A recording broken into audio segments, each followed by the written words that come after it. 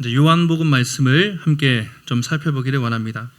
이제 목회자들은 늘 새해를 계획하면서 설교 고민을 합니다. 올해는 어떤 말씀을 전해야 할까 늘 설교 계획을 세우는데 그동안 5년 동안 돌아보면 참 많은 본문들을 설교를 했던 것 같아요. 작년에 기억나시나요? 사도행전을 통해서 복음이 어떻게 전파됐는지, 또 골로새서를 통해서 예수님의 그 풍성한 은혜에 대해서 우리가 함께 살펴볼 기회가 있었습니다.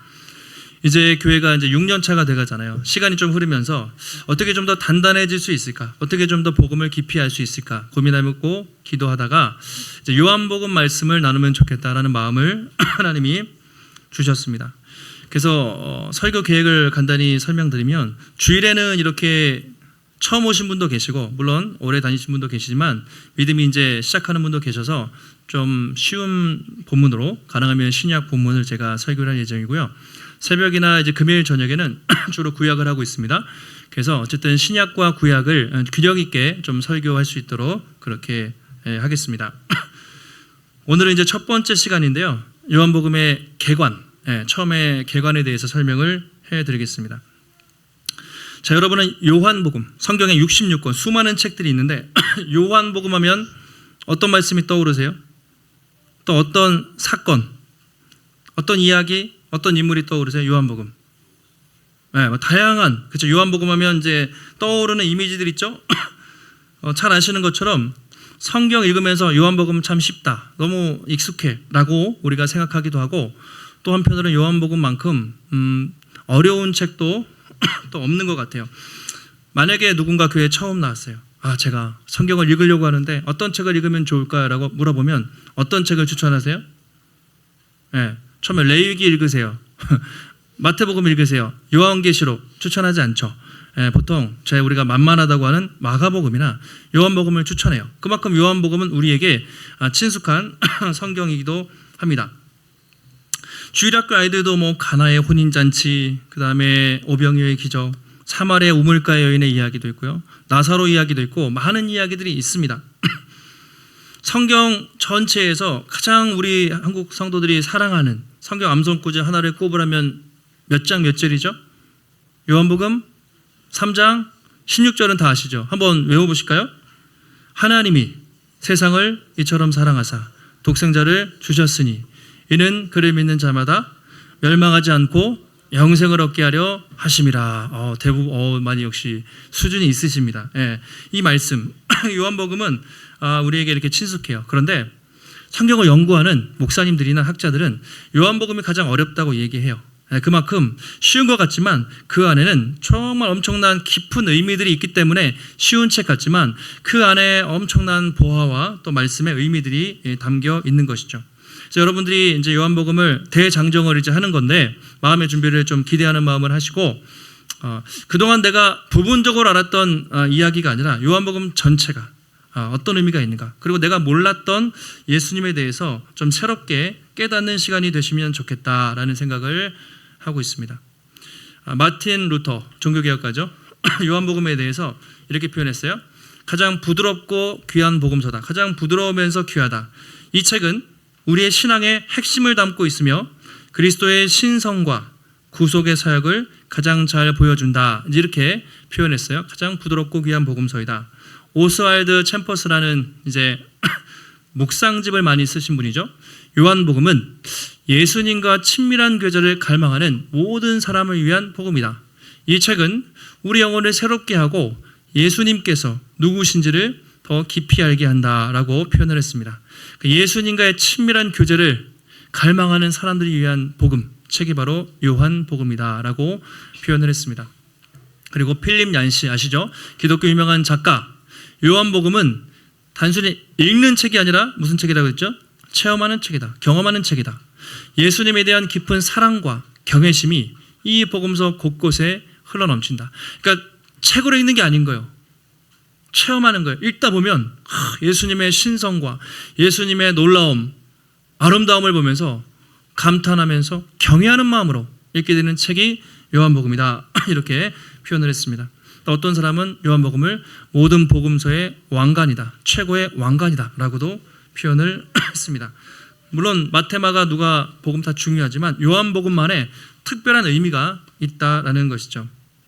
그래서 저도 말씀을 통해서 주실 은혜를 좀 기대하는 마음으로, 설레이는 마음으로 지난 주간 기도원에서 계속 이제 요한복음을 이렇게 준비를 했어요. 여러분들도 좀 기대감이 드세요? 표정을 한번 보겠습니다.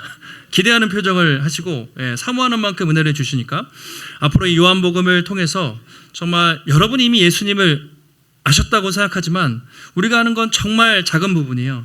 요한복음을 통해 예수님이 어떤 분이신지, 내가 그동안 몰랐던 그분의 영광과 아름다움과 위대함을 더 깊이 깨닫고, 또 예수님을 더 깊이 닮아가며, 또 예수님을 우리가 더 깊이 증거하며 살아가시는 우리 귀한 성도님들이 되시기를 주님의 이름으로 축복합니다. 자, 요한복음 전체의 서론을 잠깐 설명을 드릴게요. 저자, 다 아시죠? 누가 썼을까요? 요한복음은? 사도 요한. 근데 성경에 사도 요한이, 나 사도 요한이 이렇게 써 있나요? 그렇지 않죠. 요한이 썼다고 표현되어 있는 기록이 하나도 없습니다. 그럼 왜 우리가 그렇게 생각하는가? 몇 번 이렇게 나오죠. 예수께서 사랑하시는 제자가, 이런 표현이 한 4번 정도 나오는데, 예수께서 사랑하시는 제자. 그럼 그 제자는 과연 누구인가? 이제 그 제자는 예수님과 이 요한복음을 보면 늘 동행했던, 최후의 만찬까지, 그렇죠? 십자가까지 동행했던 사람이기 때문에 12제자 중에 한 명이구나라는 것을 알 수가 있고, 세베대라는 사람의 아들 야고보하고 누가 있죠? 야고보의 형제 요한, 그 요한이죠. 그래서 사도 요한이 썼다라고 그렇게 우리가 볼 수가 있습니다. 언제 기록됐을까요? 이것도 간단히 설명드리면, 마태, 마가, 누가복음이 있잖아요. 왜 복음서가 있는데 또 있을까? 이 세 복음서를 공통된 관점으로, 그렇죠? 쓰였다고 해서 공관복음이라고 말하죠. 공관복음이라고 말하는데, 마태, 마가, 누가복음은 거의 비슷한 내용이 되게 많아요. 비슷한 예화들이 계속 섞여 있단 말이죠. 비슷한 관점으로 비슷한 내용이 많이 겹쳐져 있습니다. 근데 이 성경들은 AD 70년 전에, 요거 하나만 기억하세요. 구약에서는 586년에 무슨 일이 있었냐면, 유다가 망했다는 건 성전이 멸망되는, 나라가 망하는 그 사건이 586년, 중요한 사건이죠. 신약에서는 한 가지 연대만 기억하시면 돼요. 70년에 무슨 일이 있었냐면, 역시 유대가 있잖아요. 로마에 반항을 해가지고 로마에서 장군을 보내요. 티투스라는 장군을 보내서 예루살렘에 있던 헤롯 성전 있죠. 그 아름다운 성전을 다 깨부신 때가 AD 70년입니다. 그래서 학자들은 70년 전과 후로 나누는데, 마태마가 누가복음은 70년 전에 쓰였어요. 왜냐하면 그때 예수님과 제자들이 성전에 있는 모습을 보면서 그런 기록들이 있기 때문에 70년 전에 일찍 쓰였고, 요한복음은 그 모든 대부분의 성경들이 쓰인 후에 AD 한 80년에서 90년 사이에 사도 요한이 거기에 없는 내용들을, 독특한 기록들을 썼기 때문에 좀 다르게 쓰여진 부분들이 많이 있습니다. 그래서 이걸 기록 목적이라고 말해요.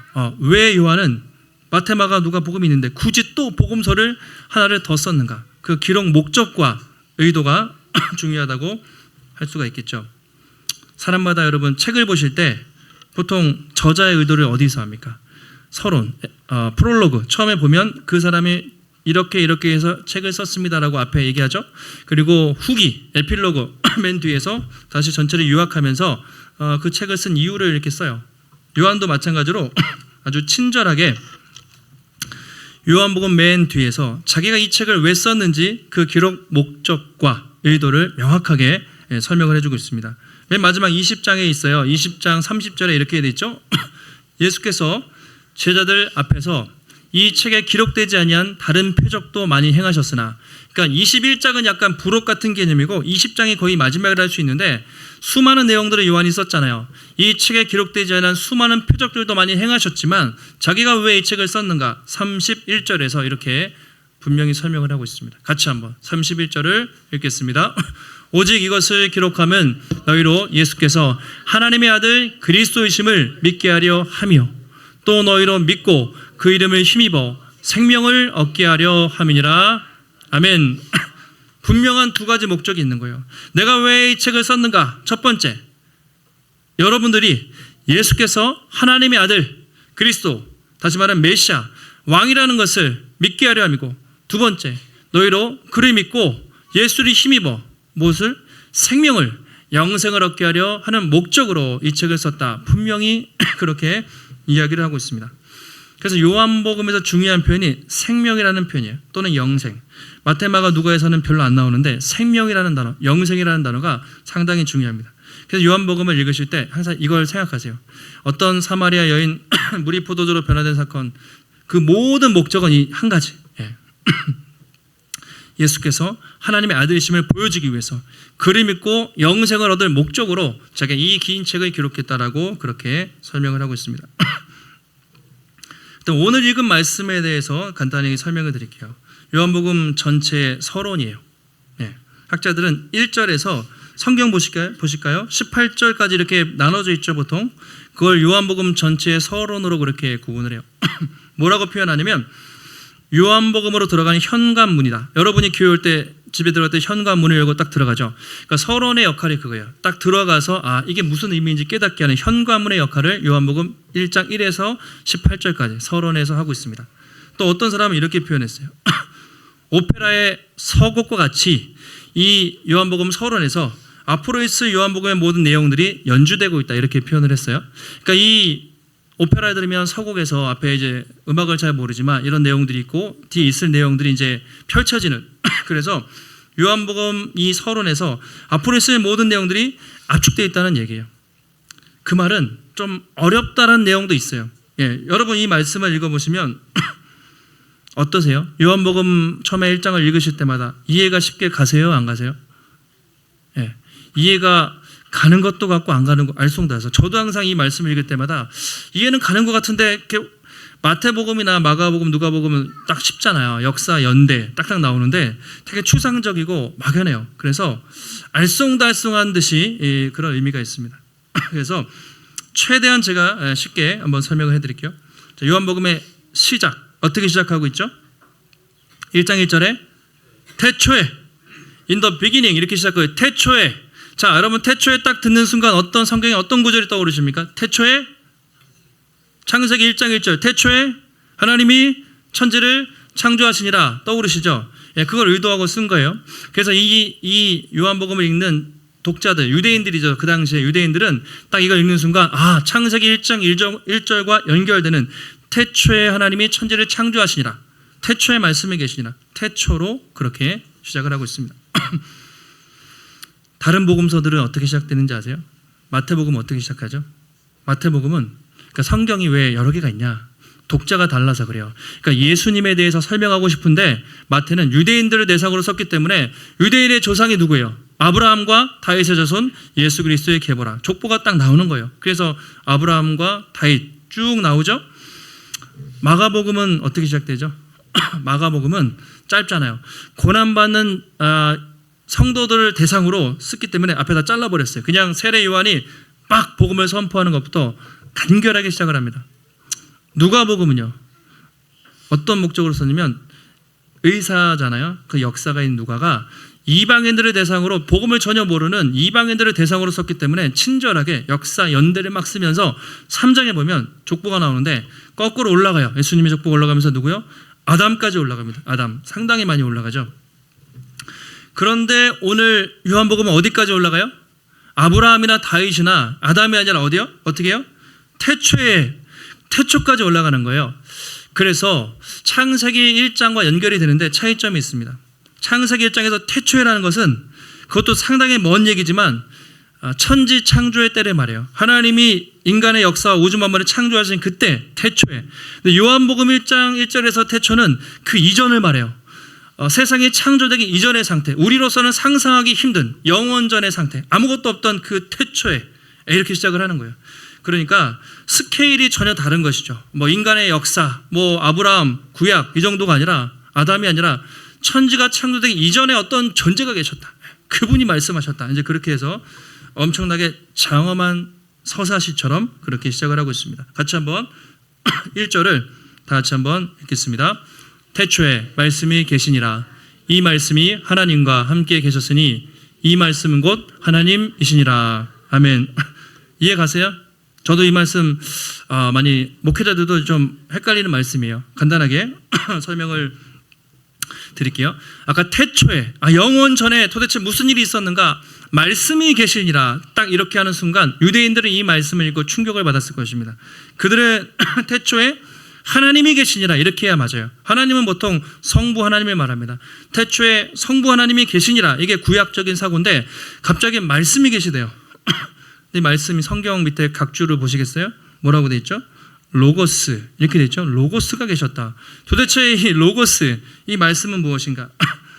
이게 이제 오늘의 첫 번째 난관이에요. 그래서 요한은 왜 수많은 표현 중에 말씀이라고 로고스라고 표현했을까? 그리고 과연 그 말씀 로고스는 누구인가? 이게 첫 번째 키워드가 포인트가 되겠습니다.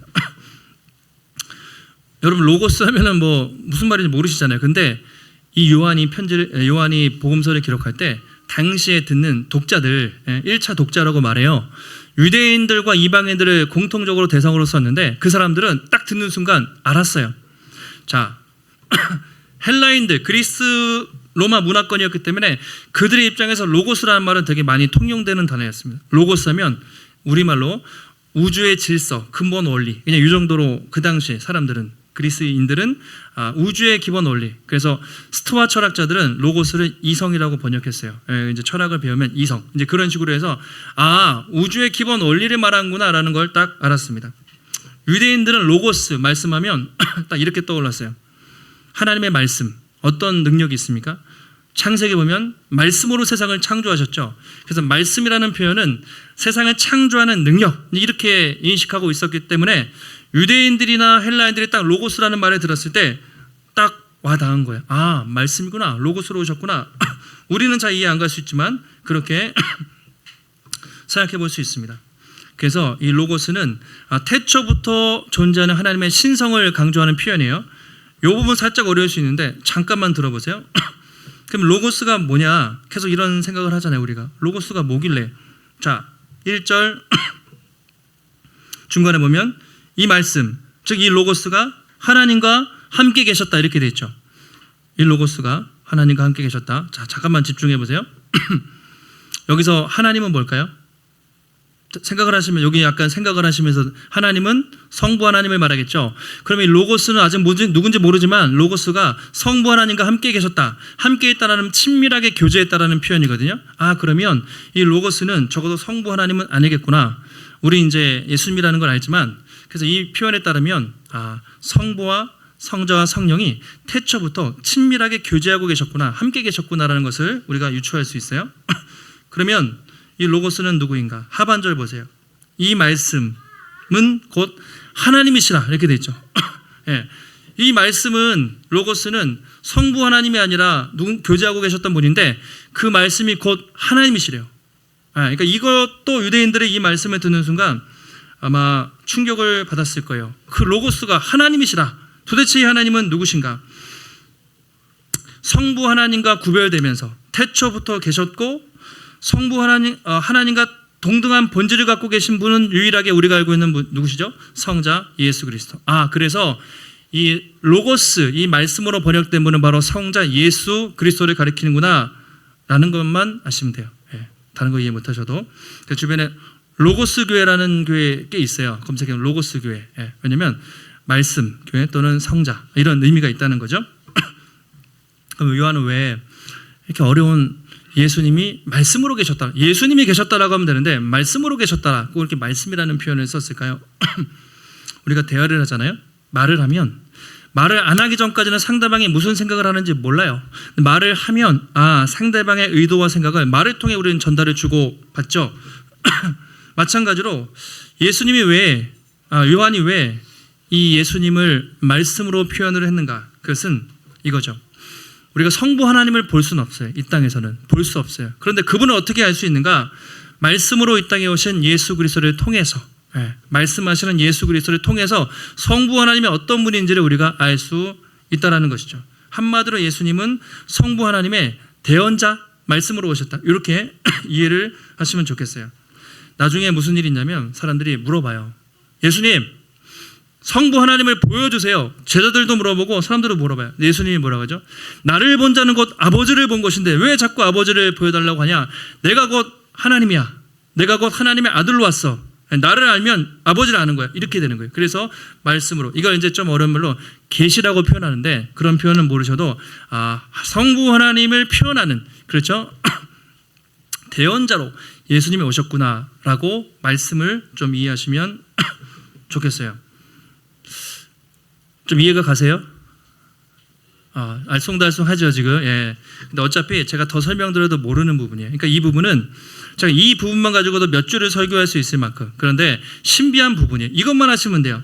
여기서 말하는 로고스는 영원 전부터 계셨던 성자 예수 그리스도를 말하는구나. 이것만 기억하시고 다음으로 넘어갈게요.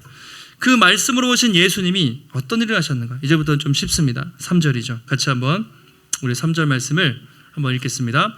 만물이 그로 말미암아 지은 바 되었으니 지은 것이 하나도 그가 없이는 된 것이 없느니라. 아멘. 자, 만물이, 이제 그가 누군지 알겠죠? 그 로고스 누구죠? 그분이 성자 예수님이죠. 예수님을 넣어서 읽으시면 돼요. 만물이 성자 예수 그리스도로 말미암아 지은 바 되었으니 지은 것이 하나도 예수 그리스도 없이는 된 것이 없느니라. 이렇게 말하고 있습니다. 이것도 놀라운 표현이에요. 유대인들 이 말씀을 읽으면 까무러칠 표현이죠. 왜냐하면 유대인들은 성부 하나님만 믿었어요. 예수님을 안 믿었단 말이에요. 그래서 놀랐을 건데, 성자 예수님이 모든 만물을 지으시고 창조하신 분이다 라고 그렇게 말하고 있습니다. 네. 바울 서신에 보면 바울도 편지를 쓰면서 이런 표현을 해요. 골로새서 1장 16절에 이런 표현이 있습니다. 만물이 그에게서, 다 예수님인데요, 만물이 예수님에게서 창조되되 하늘과 땅에 보이는 것들, 보이지 않는 것들, 왕, 주권, 통치자, 권세들이나 만물이 다 그가 누구죠? 예수 그리스도로 말미암고 다 그를 위하여 창조되었고. 그러니까 이게 놀라운 표현인데, 이 세상에 존재하는 모든, 우리 인간에 포함한 모든 피조세계가 예수님으로 창조되었고 또 심지어 예수님을 위해서 존재한다는 거예요. 그리고 17절에 그가, 예수님이 만물보다 먼저 계시고 만물이 그리스도 안에 함께 섰느니라. 이렇게 말하고 있습니다. 태초부터 스스로 계셨기 때문에 만물보다 먼저 계셨어요. 그리고 그가 작정 가운데 이제 천지를 창조하신 거죠. 그래서 예수 그리스도가 얼마나 영원하신 분인지, 얼마나 놀라우신 분인지를 성경 곳곳에서 보여주고 있습니다. 근데 왜 요한이 처음부터 좀 쉽게 쓰지, 왜 이렇게 이런 표현을 썼는가? 그건 당시 예수님에 대한 이단들이 많았기 때문에, 초대교회에서 예수님의 신성을 부정하는 사람들이 많았습니다. 예수님은 하나님의 아들이 아니다, 인간이다, 이렇게 주장하는 사람들이 많았습니다. 그래서 아니다, 예수님은 태초부터 계셨던 분이고 우주 만물을 창조하신 창조주 하나님이시다라는 것을 보여주고 있어요. 또 어떤 이단들은 예수님의 인성, 예수님은 인간이 아니야, 하나님으로 잠깐 오셨지 인간이 아니었어라고 말합니다. 그러나 예수님은 하나님이셨지만 인간을 구원하기 위해 인간의 몸을 입고 오신 사람이다라는 것도 강조를 하는 것이죠. 우리 여기서 잠시 발걸음을 멈추고 예수님에 대해서 좀 묵상해 보시면 좋겠어요. 여기에 신앙생활 50년 이상 하신 분도 계시고 1년 하신 분도 계시고 교회에 거의 복음을 모르는 초신자들도 계실 수 있어요. 그동안 여러분은 예수님을 어떤 분으로 알아오셨습니까? 세상 사람들은 이렇게 얘기하죠. 소크라테스, 그렇죠? 공자, 석가를 비롯한 4대 성인이다, 이렇게 예수님을 말합니다. 기독교의 창시자. 또 어떤 사람들은 2000년 전 유대 땅에 있었던 위대한 사랑을 전했던 사랑의 선생, 도덕 선생님, 또는 혁명가, 또는 선지자, 이렇게 이야기를 하는 것이죠. 또 오늘 성경은 그렇게 말하는 것이 아니에요. 그분이야말로 인간이 아니라 영원 전부터 계시고 모든 우주 만물을 창조하신 살아계신 하나님의 아들이라고 그렇게 선포하고 있습니다. 여러분은 그동안 예수님에 대해서 어떻게 알아오셨습니까? 여러분이 신앙생활이 길든 짧든 이 예수님, 이렇게 크고 놀랍고 위대하신 분이심을 아셨습니까? 그리고 그에 합당한 찬양과 경배를 드리며 살아오셨습니까? 예수님, 우리가 생각하는 것보다 훨씬 더 크고 놀라우신 분이에요. 성경을 알면 알아갈수록 우리는 그분 앞에 경배할 수밖에 없어요. 앞으로 우리가 이렇게 생각할 수 있죠. 우리는 내 생각과 지식의 한계 속에서 예수님이 이렇게 생각할 수 있단 말이에요. 그런데 성경은 그 정도가 아니라 예수님은 위대하신 하나님이시고 창조주이시고 또 세상을 통치하시는 왕으로 선포를 하고 있습니다. 앞으로 우리가 요한복음을 계속 읽어 나가시면서 예수님이 얼마나 크시고 아름다우시고 위대하시고 영광스러운 분인지 우리가 더 깨닫고, 그럴수록 우리가 그분을 더 찬양하고 경배하고, 또 우리가 주님을 더 알아갈수록 주님 더 사랑하고 주님을 더 닮아가는 우리 귀한 성도님들이 되시기를 주님의 이름으로 축복합니다. 이제 두 번째는 간단하게 설명드릴게요. 빛으로 오셨다는 거예요. 첫 번째는 말씀으로 제가 설명을 길게 드렸지만, 두 번째는 빛으로 오셨다, 생명으로 오셨다, 이 얘기를 4절과 5절에서 하고 있습니다. 같이 한번 2절 말씀을 한번 읽겠습니다. 그 안에 생명이 있었으니 이 생명은 사람들의 빛이라. 빛이 어둠에 비추되 어둠이 깨닫지 못하더라. 아멘. 그 안에, 그리스도 안에 생명이 있었다. 이 생명은 사람들의 빛이라. 예수님 자체가 생명이라는 거예요. 생명의 근원이고, 이 모든 세상의 생명은 예수 그리스도를 통해서 나타났다, 그 표현이죠. 이 생명은 사람들의 빛이라. 좀 쉽게 설명을 드리면 사람들을 위한 빛이라, 또는 사람들을 비추기 위한 빛으로 오셨다, 이 얘기예요. 전제는 뭐죠? 세상이 어둡기 때문에 이 어두운 세상을 밝히기 위해서 예수님이 빛으로 오셨다라고 말합니다. 5절에 근데 빛이 어둠에 비쳤어요. 어둠이 깨닫지 못했어요. 이게 문제예요. 자, 빛이 성자 예수님이라면 어둠은 뭘까요? 어둠, 반대니까. 그죠? 세상에는 어떤 세상이죠? 악한, 죄와 사망으로 사단으로 타락한 세상이죠. 정말 깜깜한 그 어둠이라고 표현한 거예요. 죽음이라도 생각해도 되시고요. 사탄이 지배하는 정말 소망 없는 절망적인 세상, 이걸 어둠이라고 표현하고 있습니다.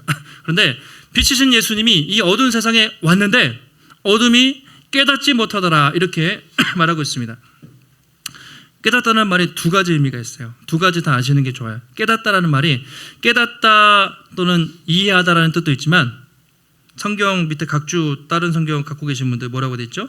이기지 못하더라. 이것도 상당히, 이기지 못하더라, 이것도 중요합니다. 자, 만약에 깨닫다라고 한번 해석을 해볼게요. 빛이신 주님이 세상에 왔는데 어둠이 빛을 깨닫지 못했어요. 그게 무슨 말이냐면, 예수님이 하나님의 아들로 왔는데 인간들이 타락해서 미처 빛이신 예수님을 알아보지 못했다는 말이에요. 근데 실제로 그랬잖아요. 예수님을 못 박았잖아요. 이것은 빛이 왔지만 빛을 깨닫지 못하는 인간들의 어리석음을 말합니다. 그걸 영적 무지라고 말해요. 빛이 왔지만 빛을 알아보지 못해요. 무지, 어리석음을 강조하는 표현입니다. 만약에 이기지 못했다, 빛이 세상에 왔는데 어둠이 빛을 이기지 못했어요. 그럼 무슨 말일까요? 어둠이 세상을 지배하고 있지만 빛이 왔을 때 어둠이 빛을 못 이겼어요. 그 말은 빛이 이겼다는 말이죠. 빛이신 예수님이 세상을 이기셨다, 이런 의미입니다. 결정적으로 어떻게 이기셨죠? 십자가와 부활을 통해서 부활 사건이 예수님이 사단의 머리를 짓밟고 승리하신 사건이에요. 그래서 예수님이 뭐라고 표현하면 내가 세상을 이기었노라, 이런 표현들이 많이 나오는데, 사단을 이기시고 또 어둠의 권세를 이기신 승리하신 그리스도를 강조하는 표현이 되는 것이죠. 그래서 깨닫다, 깨닫지 못했다, 이것도 의미가 있고 이기지 못했다, 두 가지다. 인간들의 영적 무지와 어리석음을 강조하고 또 예수 그리스도의 영원한 승리를 강조하는 그런 표현이 되겠습니다. 그러면 결론적으로 그 예수님은, 왜 빛이신 예수님이 왜 이 어두운 세상에 오셔야만 했는가? 그것이 중요하겠죠. 그 이유 한 가지 예화를 드리고 마칠게요. 혹시 여기 불경 보신 분 계세요? 불경 보시는 분? 성경 볼 시간도 없는데 무슨 불경을 보겠어요. 근데 저도 이제 불교 경전 중에 이제 교회 다니신 분 중에 가끔 카톨릭에서 넘어오신 분들은 외경 보신 분도 있고, 불교에서 있다 오신 분들은 불경을 보신 분도 계세요. 불경의 아함경이라는 책에 보면 이런 재미있는 이야기가 있다고 합니다. 어떤 사람이 살았어요, 마을에. 근데 코끼리가 아마 인도가 배경이었는지 사나운, 정말 코끼리가 막 한번 화나면 막 자동차도 때려 부시고 막 사람 다 죽이잖아요. 미친 코끼리가 한 마리가 나타나서 계속 쫓아와서 이 사람이 살기 위해서 막 도망을 치고 있었습니다. 그런데 우물을 하나 발견했네요. 저기 들어가면 내가 살 수 있겠구나. 우물에 들어가려고 하는데 밑에 보니까 독사들이 이글거리고 있었어요. 독사들이. 근데 계속 쫓아오니까 더 이상 도망갈 곳이 없어서 우물에 보는데 옆에 살짝 얇은 동아줄, 덩쿨이 하나 있었습니다. 그래서 그 덩쿨을 붙잡고 이렇게 매달려 있던 것이죠. 그래서 야, 이제 내가 살았구나라고 그렇게 생각을 했다고 합니다. 그런데 반전이 뭐냐면 그 나무에 이제 꿀이 벌집이 있었어요. 그래가지고 꿀이 한 방울 이렇게 매달려 있잖아요. 이제 밑에는 독사들이 있고 이렇게 있는데 한 가지 제가 빠뜨린 게 갑자기 흰 지와 검은 지가 나타나서 요 동아줄을 갉아먹기 시작했어요. 그래서 요 동아줄이 하나 간신히 매달려 있는데 갉아먹으면서 이제 막 달랑달랑한 거예요. 죽을 수도 있겠구나. 그 순간에 위에서 벌집이 있었어요. 이게 흔들리면서 꿀이 한 방울 두 방울 떨어진 거예요. 입에. 이 사람이 그 꿀맛에 취해서 그 표현에 황홀경에 빠져서 자기가 어떤 상태인지 몰랐다. 이제 이렇게 꿀맛에 취해서 있었다. 이제 이런 이야기가 있고 불교 절에 가면 벽화들이 많이 있어요. 한번 상상을 해보세요. 여러분들이 들어가가지고 이제 살았다. 그런데 이거 동아줄 하나 있는데 쥐들이 막 갉아먹고 있어요. 근데 꿀이 떨어졌는데 꿀맛이 여러분 느껴지겠어요? 근데 그 꿀맛에 황홀경에 취해서 자기가 어떤 상태인지 몰랐다. 이것은 죽음을 앞두고 있는 인간의 절망적인 상태를 불교적인 차원에서 표현을 한 거예요. 곧 죽을 위기에 있는데 잠시 그 찰나라고 표현해 불교 잠시의 쾌락 요거 맛보면서 그냥 자기가 어떤 상태인지 잊어버린 인간의 어리석고 무지한 상태. 저는 이거 들으면서 야, 이게 되게 너무 표현을 잘했다. 적나라하죠? 이런 의미입니다. 내용을 해석해 보면 흰지와 검은지는 흰지는 낮, 검은지는 밤. 낮과 밤이 계속되면 시간이 흘러요. 갉아먹히죠. 밑에는 이제 독사, 죽음이에요. 결국 죽음에 빠질 운명. 그런데 벌집, 벌꿀이 떨어졌잖아요. 쾌락입니다. 이 땅에서 잠시 누리는 쾌락. 불교에서는 5가지 쾌락이 있대요. 잠자는 거, 수면력, 성욕, 또 먹는 거 등등 해가지고, 그러니까 자기가 곧 죽을 운명이면서도 죽을 날을 모르고 잠시의 쾌락에 도취되어 살아가는 중생들 이렇게 표현을 하고 있는 거죠. 여러분이 만약에 그 상황에 있다면 떨어져서 이제 간당간당한 상태인데 벌꿀이 그 독사들이 이제 울거리는데 그때 좋은 옷을 입고 있는 게 의미가 있나요? 좋은 집에 살고 있는 게 의미가 있나요? 좋은 차를 타고 좋은 직장에 다니면서 쾌락을 잠시 누리는 게 무슨 의미가 있겠어요? 어차피 죽을 것인데. 그러니까 불교에서는 그래서 이렇게 가르쳐요. 속세에 대한 욕심을 버리십시오. 다 내려놓고 무념무상 욕심을 내버리고 착하게 사십시오. 이렇게 불교에서는 가르쳐요. 저는 다른 종교를 폄하할 생각은 없지만 불교는 상당히 좋은 종교라고 생각해요. 이런 점에서 인간이 얼마나 어리석고 허무한 존재인지 너무나 잘 표현해주는 측면에서는 불교가 가르침을 주지만 불교를 포함한 세상의 모든 종교는 이 절망과 어두움에 이 죽을 날을 앞두고 있는 구렁텅이에 빠져있는 인간을 구원할 방법을 가르쳐주지 않아요. 구원할 방법이 없다는 것이죠. 그래서 뭐라고 얘기하냐면 좀 착하게 살아라. 모든 종교는 그래. 착하게 살고 좀 희생하며 살면 만약에 극락이라는 게 있다면 또는 연옥이라는 게 있다면 천국에 갈 수도 있다라고 모든 종교는 가르쳐요. 말도 안 되는 가르침이지만 세상 모든 종교의 한계는 그렇습니다. 행위 구원. 근데 우리 기독교 복음은 그렇지 않은 것이죠. 오늘 성경은 어떻게 말합니까? 죄와 사망 권세 아래서 신음하면서 아무 소망 없는 정말 죽을 날만 앞두고 있는 절망 가운데 있는 인간들에게 한 줄기 빛이 오셨다. 그분이 누구십니까? 생명의 빛으로 오신 성자 예수 그리스도. 태초부터 계셨던 그리고 세상을 창조하신 그 위대하신 예수 그리스도가 그 절망의 구렁텅이에 빠져있는 인간을 구원하기 위해서 친히 사람이 돼서 오셨고 심지어 우리를 대신해서 십자가의 죽으심으로 우리가 영원한 생명을 얻었다. 이것이 바로 요한복음이 말하는 놀라운 진리죠. 세상의 모든 종교와 비교할 수 없는 놀라운 복음입니다. 그 아함경으로 비교하자면 우리가 빠져 죽어야 되는데 예수님이 대신 눈물에 빠져 죽으시고 독사한테 물리시고 우리를 건지신 거예요. 그래서 우리를 건지셔서 영원한 생명을 얻게 되었다라고 말할 수가 있겠습니다. 사랑하는 성도 여러분, 오늘 요한복음 첫 시간을 통해서 우리는 2가지를 기억하시면 좋겠어요. 어둠의 상태. 아까 우리 권사님도 울먹이면서 기도하셨죠. 정말 기도를 하다 보면 우리 자신의 삶이나 이 세상을 보면 정말 뭐 이렇게 소망이 없어요. 우리 그 정치하시는 분들도 열심히 하시겠지만 돌아가는 이 모습들이 너무나 정말 혼돈과 어둠으로 도대체 이 나라가 어떻게 될까라는 걱정이 들 정도로 그런 상태입니다.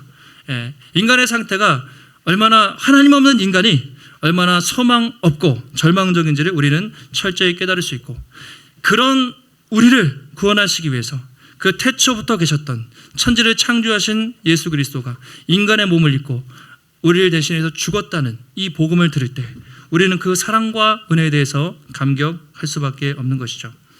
여러분, 오직 예수 그리스도만이 우리를 죄와 사망에서 구원할 수 있는, 구원하시는 유일한 길이요 진리요 생명이 되시는 줄 믿습니다. 우리는 그를 통해서 건짐을 받았어요. 영원한 생명을 받았고, 예수 그리스도 외에는 구원을 받을 다른 길이 이 땅에 없습니다.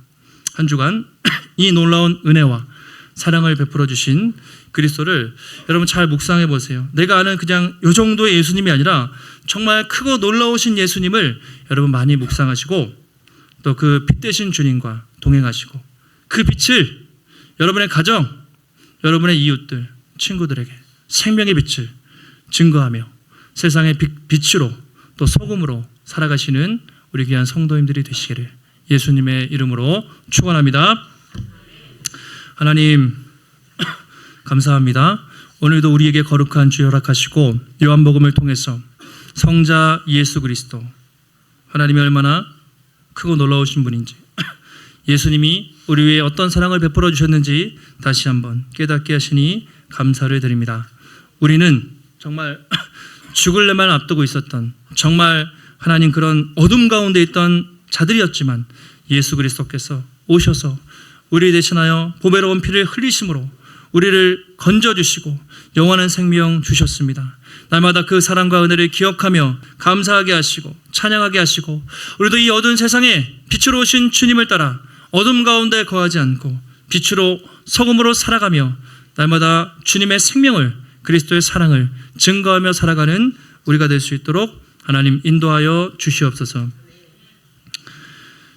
오늘도 주의 전에 나올 때 우리 마음과 정성을 다해 주님 귀한 예물 드렸습니다. 드려진 손길 위에 하나님의 은혜와 축복을 더하시되, 하나님 우리의 모든 존재가, 우리의 모든 물질과 건강과 시간과 생명, 모든 것이 다 주님의 것임을 인정하고 먼저 그의 나라와 의를 구하는 삶을 살아갈 때 모든 것을 채우시고 부족함 없이 공급해 주시는 하나님의 놀라운 손길을 날마다 우리 삶 속에 경험할 수 있도록 주님 인도하여 주시옵소서.